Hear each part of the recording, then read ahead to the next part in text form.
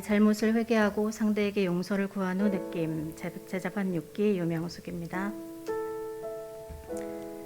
남편이 사역을 할 때는 사역하느라 여유가 없어서 사역을 그만둔 이후로는 숙소 생활로 주말부모로 지내느라 집안일과 새 아이 양육은 전적으로 나의 몫이 되었다.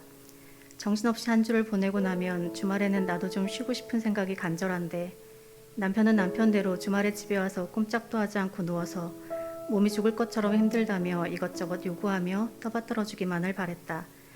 주말에 청소를 하면 왜 자기 있을 때 청소를 해서 불편하게 만드냐며 자기 없을 때 하라고 한다. 그럴 땐 어이가 없어 말문이 막혀버린다. 그렇게 몇 년을 지내다 보니 내 마음에는 남편에 대한 불만이 가득 쌓여갔고 오히려 남편이 오는 주말이 불편하게 느껴졌다.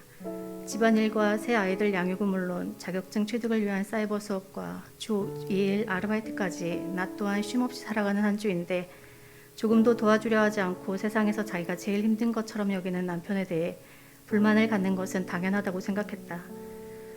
그러나 제자훈련을 거듭할수록 하나님은 나의 의로 꽉 찬 나의 모습을 먼저 보게 하셨다.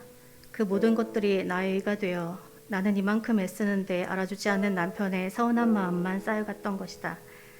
세상에서 제일 힘든 것처럼 보채고 있는 것은 남편의 모습이 아니라 바로 나의 모습이었다.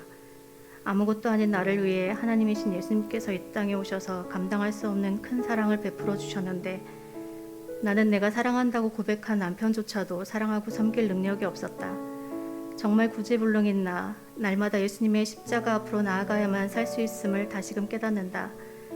죄로 죽을 수밖에 없는 나를 온전히 하나님의 긍휼과 자비하심으로 구원하여 주신 은혜로 오늘도 내가 살아갈 수 있는 것임을 다시금 깨닫게 되니 남편의 모습도 긍휼의 모습으로 바라볼 수 있게 되었다. 내 속에 가득했던 불만과 서운한 마음을 날마다 예수님의 십자가 앞에 내려놓고 회개하며 나아가니 가족을 위해 힘든 일 마다하지 않고 묵묵히 견뎌주고 있는 남편이 고맙게 느껴졌다. 사소한 말 한마디에도 서로 나를 세워 예민하게 반응하곤 했었는데 하나님의 은혜가 앞서니 나의 모습부터 돌아보게 되고 남편을 용납할 수 있게 되니 더 이상 다툼으로 이어지지 않았다. 지난 금요일에는 늦게 오는 남편의 귀가에 맞춰 저녁을 먹느라 예배 시간에 맞춰 나가기가 촉박했는데 남편이 설거지는 본인이 할 테니 어서 준비하고 다녀오라고 해주어서 얼마나 고마웠는지 모른다. 다음날 남편에게 용기를 내어 그동안 나의 힘든 것만 생각하고 따뜻하게 대해주지 못하고 집에 오는 것을 불편하게 만들었던 나의 어리석은 모습과 내 생각만을 내세워 남편을 힘들게 했음을 고백하며 미안했다고 용서를 구했다.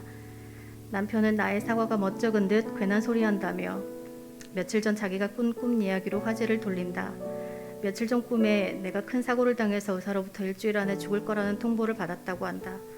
그 이야기를 듣고 꿈속에서 얼마나 슬프던지 펑펑 울었는데 깨어보니 실제로 눈물을 흘리고 있었다며 너무 생생하고 너무 슬펐다고 한다.